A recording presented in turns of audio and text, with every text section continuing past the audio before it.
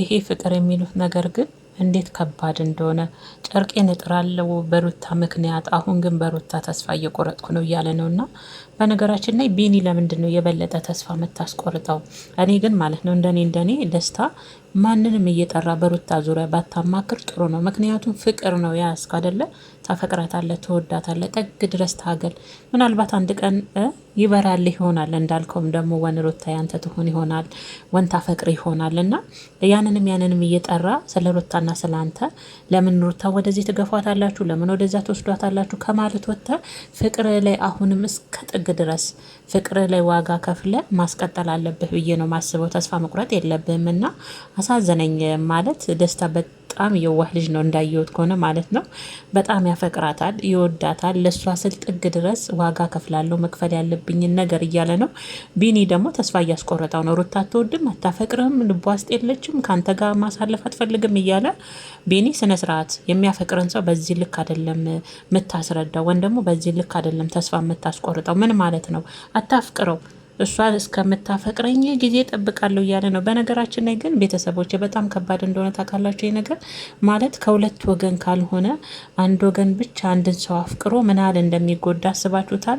ያ ሰው ደግሞ ራሱ ጊዜ ሰጥቶ ያንን ያፈቀረውን ሰው እስከሚቀበል ራሱ ይሄ ሰው ምን ያህል እንደሚጎዳ እኔ በደስታ ቦታ ሆኜ ሳስበው የእውነት ከባድ ነው። ማለት ደስታ በጣም ሩታን ያፈቅራታል፣ ይወዳታል። አሁንም በቃ በሷ ከቻልኩ ጨርቄን ሁሉ ጥላለሁ እያለ ነው። ራሱን ሁሉ ሊጎዳ ነው። እና ደስታዬ ራሱን በመጉዳት ራሱን የሆነ ነገር በማድረግ ወይም ጨርቅን በማጣል ወይም ደግሞ ተስፋ በመቁረጥ ያው የሚገኝ ፍቅር ይኖራል ብዬ አላስብም። ወይም ደግሞ የምትወዳትና የምትመኛት የምታፈቅራት ሴት አንተ ራስን ስለጎዳ ያንተ ትሆናለች ወይም ደግሞ ታፈቅራለች ማለት አይደለም። ፍቅርና ይሉንታ ይለያያል። ምናልባት አንተ ራስን በጎዳ ሰዓት በይሉንታ ካጠገብህ ልትሆን ትችላለህ። ለምን በእኔ ምክንያት ብላ አንተ ጋር ለማጽናናት አንተን ለማጠንከር አጠገብ ልትሆን ትችላለች እንጂ ልታፈቅር አችልም። እና ግን ተስፋ ሳትቆርጥ ያንንም እየጠራክ ማማከር አይደለም፣ እንደኔ ማለት ነው ቤተሰቦቼ፣ ለእኔ ማማከር አይደለም። እና አሁን ቢኒ የሚሰጠው ሀሳቦች እየገረመኝ ነበር። የበለጠ እሱን ተስፋ ማስቆረጥ ነበር፣ ደስታን ማለት ነው። እና ያንንም እየጠራ ስለ ፍቅር ማማከር ሩታን ደግሞ ለምን እዛ ጋር ትወስዷታላችሁ፣ ለምን ወደዚህ ታመጧታላችሁ ማለት አይደለም። ምክንያቱም ሩታ ሕፃን ልጅ አይደለችም።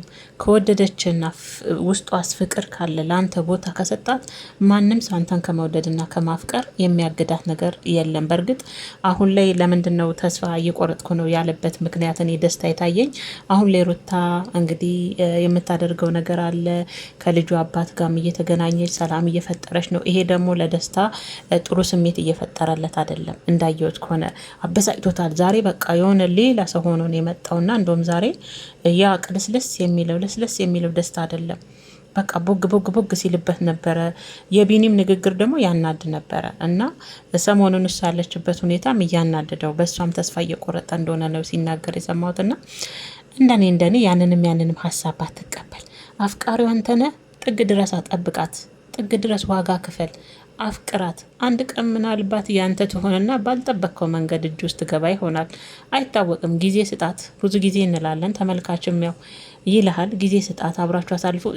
በነገራችን ላይ ደስታና ሩታ ባለፈ አብረው እንደሚያሳልፉ ነበር እኔ እየሰማሁት ሲናገሩ ማለት ነው። አሁን ደግሞ ቢኒ ሲናገር እንደሰማሁት ከደስታ ጋር ሩታ ምንም አይነት ጊዜ እያሳለፈች እንዳልሆነና ደስታን ውስጧ ሊቀበለውና ልታፈቅረው እንደማትችል እንደነገረችው ነው ቢኒ ለደስታ ሲናገር የሰማሁት ማለት ነው። እና ይሄኛው ደግሞ ቢኒ የሚባለው ደግሞ ቀጥታውን አምጥቶ ነው የነገረውና የሚያፈቅር ሰው በዚህ መሀል ውስጥ ምን ያህል እንደሚጎዳ አስባችሁታል? እየወደደ ያ ሰው እኮ ያ ግለሰብ እኮ አንተን አያፈቅርም፣ እንዱ ነው የምትደክመው፣ የራስን ህይወት ኑር ብሎ በቀጥታውኑ ያለምንም ማስተዛዘኛ እንደጠቀማችሁ ወይም ደግሞ እናንተ እንደማትጎዱ አድርጎ ያ ሰው ሲነግራችሁ ህመሙ ቀላል አይደለም። እና እንደኔ ደስታ ያንንም ከመስማት የከፈልከውን ጊዜ ይውሰድብክ። በቃ ትወዳታለህ፣ ታፈቅራታለህ አይደል? እሷን ማጣት አትፈልግም አይደል? ጥግ ድረስ እንደኔ የራሴ ሀሳብ ነው ምርጦች። እናንተም ደግሞ እስቲ የራሳችሁን አስተያየት እንግዲህ ደስታን እያዩችሁ ነበር ከላይ እስከታች ማለት ነውና በደስታ ምክንያት እኔ እያየሁት ነበረና እንግዲህ ዛሬ ቢኒና ደስታ በሩታ ምክንያት ተገናኝተው ነበረ። ግን እኔ እሷ ላይም አልፈርድባትም። ቤተሰቦቼ ለምን መሰላችሁ? እሷም እሱን ማፍቀር አልቻለችም። እሺ እሱ ብቻ ከሆነ ደግሞ ይጎዳል። አስባችሁታል? በሱ ብቻ ከሆነ ፍቅር ይጎዳል። የሁለት ሰው ውጤት ነው ፍቅር አይደል? እሷ ፍቅር ከሌላት ከሱ ጋር በምታሳልፈው የይሉንታ ከሆነ ይሉንታና ፍቅር መለያየት አለበት። እሱ እንዳይጎዳ ብቻ ከሆነ ሩታ አብራው የምትሄደው አብራው የምትዝናናው ምናልባት ደግሞ እንዳሉትም አብረው የሚያሳልፉት ደስታ እንዳይጎዳ ብላ ከሆነ የበለጠ እየጎዳችሁ ነው። ወይም ደግሞ ከራሷ ከአንደበቷ በእርግጥ ከዚህ በፊት ማየታችሁ ከሆነ ቪዲዮ ላይ ሩታ ለደስታ ነግረዋለች። ላፈቅር አልቻልኩም፣ ለአንተ ቦታ አጥቻለሁ፣ ልቤ ውስጥ ላስገባ አልቻልኩም ብላለች። ታገልኩኝ ግን እንድትጎዳ አልፈለግኩም ብላ እንደውም የሆነ ሰዓት ትዝ ይላችኋል አይደል?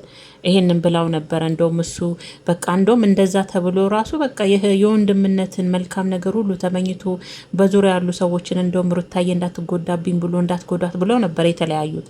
ድጋሜ ደግሞ ያው ተገናኙና ፍቅር የሚመስል ነገር ለእኛም አሳዩን። እንዳያችሁት ቀጠለ ማለት ነው።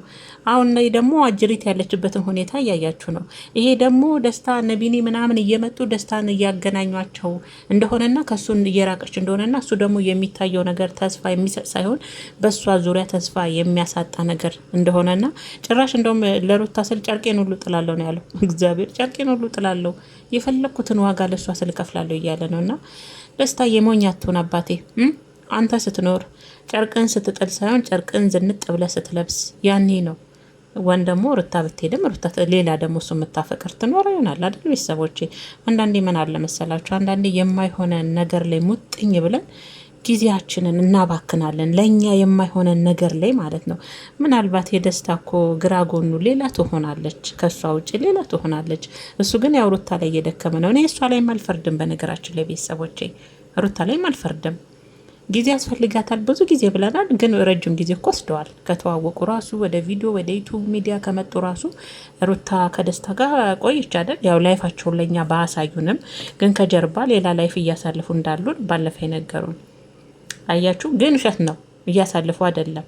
እንግዲህ ቢኒ ሲናገር ከአንደበቱ የሰማሁት ያንን ነው። እና እንደኔ ዝንጥ ብለህ ለብሰህ ስጥ የምትሰጠውን የፍቅር ዋጋ መክፈል ያለብን ግን የምትከፍለው በማበድ የሆነ ተስፋ በመቁረጥ ራስን የሆነ ነገር በማድረግ ምናምን አይደለም። እንደዛ በማድረግ እሷን አታገኛትም። እንደውም የበለጠ እሷ ከአንተ እንድትረቅ ነው የሚያደርጋትና ብስጭት ተብሎ ነበር ዛሬ የሌለውን ሁለተኛውን ደስታ ነበር ያመጣውን የደስታ እንዲህ ሲሆን የመጀመሪያ ሳየው።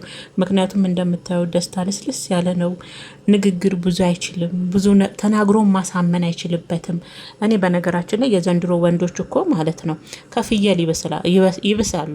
ምላሳቸው ጠብ ነው የሚያደርገው እኮ የምር እንኳን ሴትን ከዛፍ ላይ ማለት ነው ከዛፍ ላይ እንትን ማውረድ ይችላል ምላሳቸው ማለት ነው። ደስታ እንደዛ አይደለም ሳየው፣ ተፈጥሮም ነው። ብዙ ጊዜ ደጋግሜ ነግሬያቸዋለሁ አይደለም። እና ደስታ የታገሰ ሰው ፍሬውን ይበላል ይባላል። እና አንተ ምናልባት ያች የምታፈቅራትን ሴት ፍሬ የሆነ ጊዜ ትበላ ይሆናል። ምናልባት ቦታ ሰታክ ልቧ ውስጥ አስቀምጣ ብዬ ነው ማስበው። እና ጊዜ ቢፈጅም ቀላል አይደለም። እና መክፈል ያለብን ዋጋ ለፍቅር ለምትወደው ሰው ነው፣ ለምታፈቅራት ነው። ግን ራስን በመጉዳት ውስጥ አይደለም ዋጋ መክፈል ያለብህ ብዬ ነው ማስበው። እንደኔ አስተያየት ነውና አሳዘነኝ ሳየው፣ የምር አሳዘነኝ። በጣም የዋህ ነው ደስታ፣ ከምር በጣም ምስኪን ነው። ያሳዝነኛል ደግሞ ሳየው። ንግግር ብዙ አይችልም፣ ቁመና አለ፣ ውበት አለ። ግን አንዳንዴ ይሆናል ተፈጥሮ በቃ ልስልስ ያለ ነው በቃ። እና ብቻ ነኝ እንጃ። ግን ሩታ ከሱ ጋር ብትሆን ትንሽ የዋላ አይደለኛ። ሁሌ እምላለሁ የምንፈልጋቸውና የምንስላቸው ወንዶች አሉ፣ እኛ ሴቶች የራሳችን አይደል? ያ ነገር ነው እንጂ የሌለው እኮ ልጅ እኮ ውበትም ቁመናም ሙሉ ነው። ግን ንግግር ላይ ትንሽ ይጎለዋል፣ እዛም ይመስለኛል። እና ደግሞ ተፈጥሮን ደግሞ መቀየር አትችሉም።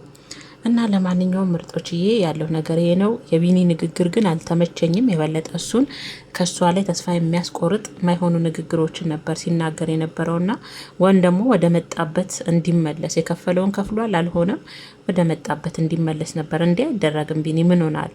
ያውም ላፈቀረ ሰው አፍቀር ያለው ለሚል ሰው እንደዚህ አይነት ምክር ነው እንዴ? በአንዴ ዝርግፍ አድርገ ቀስ እያልክ እንኳን አይደለም። እና ቢኒ ደስታን ተስፋ አታስቆርጠው። በጣም የሚያሳዝን ልጅ ነውና ለማንኛውም ደስታ የኔ ምኞቴ ሩታ በእጅ ብትገባና ያንተ ብትሆንና ደስ የሚል የጣፈጠ የፍቅር ጊዜ አብራችሁ ብታሳልፉና ባይ በጣም ደስ ይለኝ ነበረ ቢሆን። ካልሆነም ደግሞ ለአንተ እንግዲህ የተዘጋጀችልክ አለች ራስን ማጠንከር ነው። ያንተ ካልሆነችም እንደ ባለፈው ጥሩ ነገር ተመኝተ እንደ ወንድም እንደ እህት መለያየቱ ነው እንጂ ራስን የሆነ ነገር አድርጌ ራሴ ላይ እንዲህ ምን አይመቸኝም እንደዚህ አይነት ንግግሮች። እና ለማንኛውም ሙዶችዬ ሰላማችሁ ይብዛ።